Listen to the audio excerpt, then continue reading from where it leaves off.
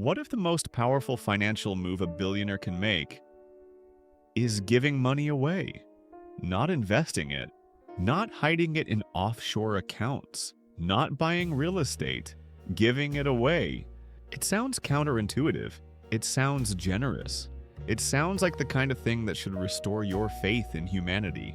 But what if charity, as practiced at the highest levels of wealth, is not about generosity at all? What if it is about control?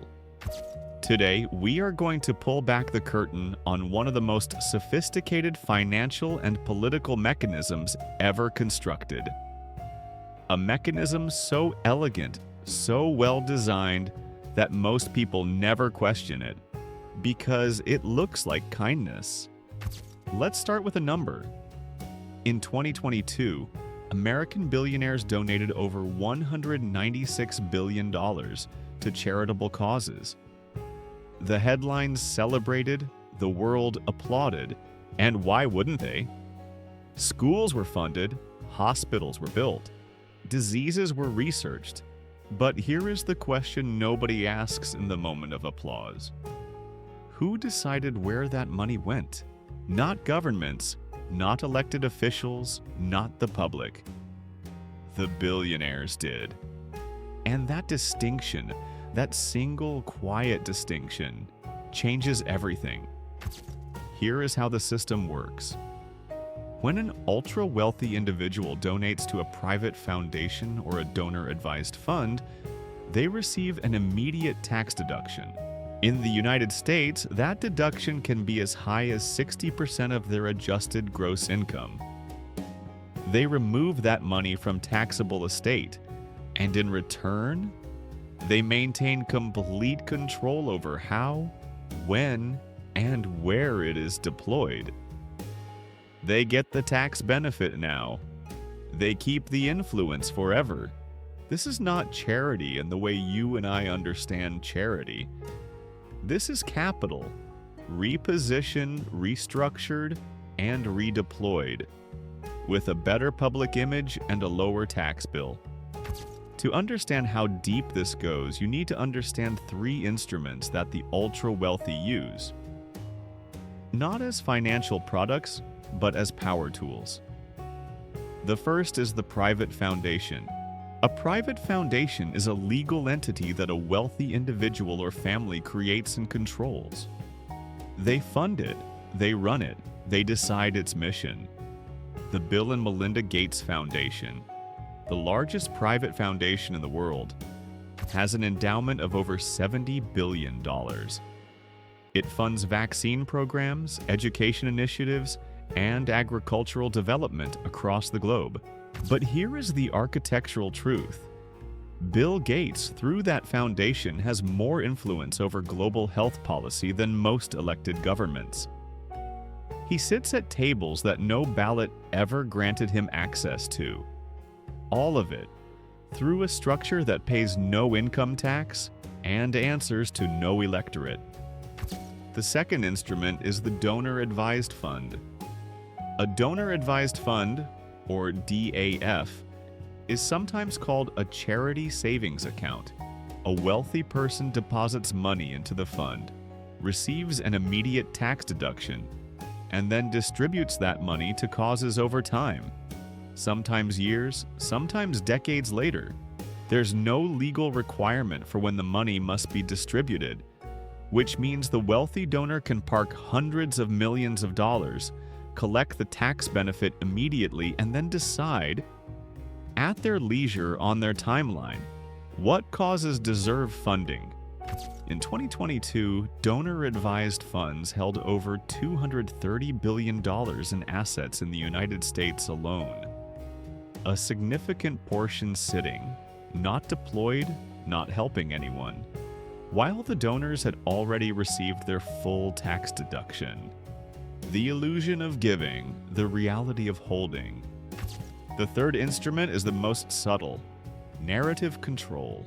When a billionaire funds a university chair, a think tank, a media organization, or a research institute, they are not just giving money.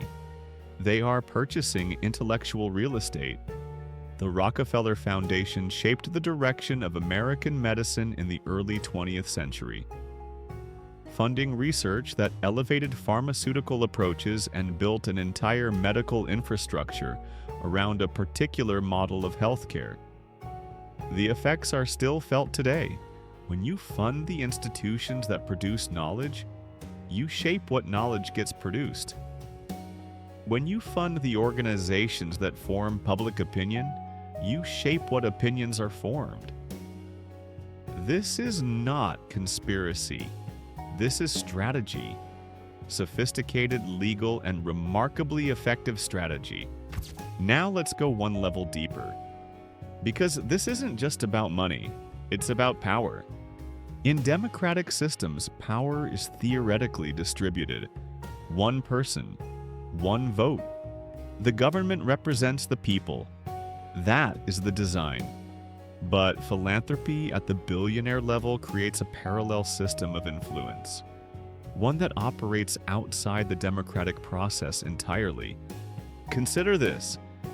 A government that wants to implement a policy must go through legislation, debate, public scrutiny, and elections. A private foundation with $70 billion can implement that same policy in 50 countries simultaneously, with no vote, no debate, and no accountability to the public. Which system moves faster? Which system is more powerful?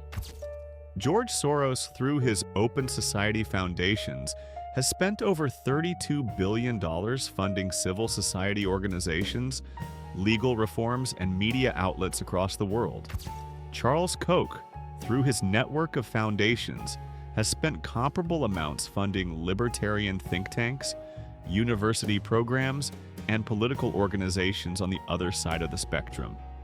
Two men, two visions, two parallel systems of influence, both operating under the banner of philanthropy, both tax-advantaged, both unelected, both extraordinarily effective.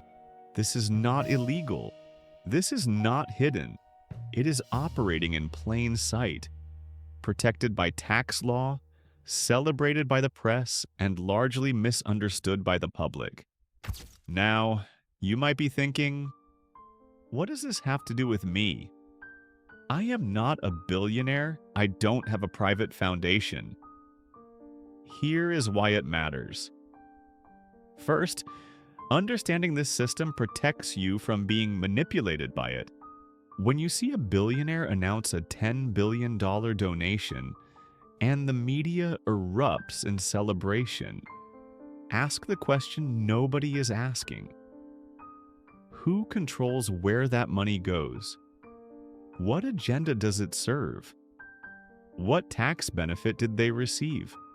Critical thinking in the face of philanthropy is not cynicism. It is literacy. Second, the same principles that operate at scale operate at smaller scales too.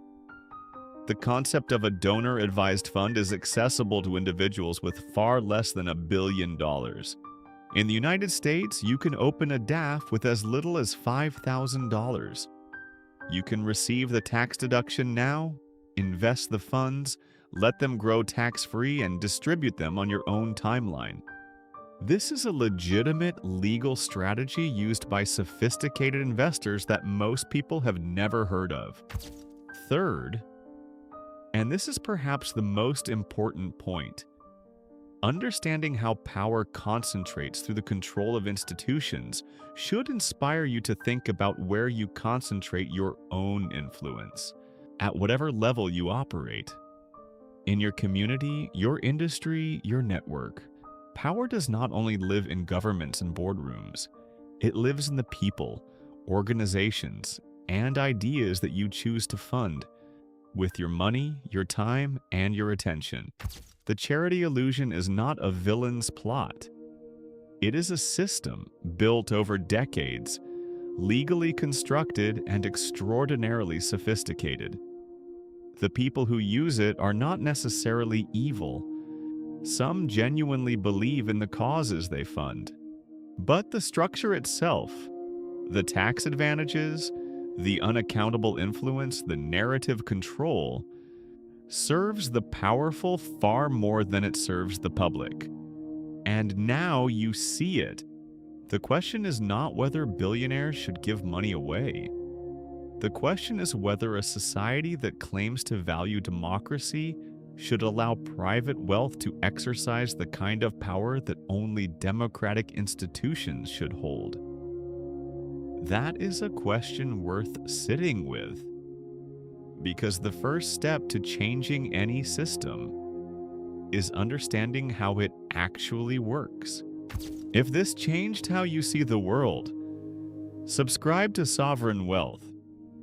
Every week we pull back the curtain on the systems that shape your financial reality. We'll see you next time.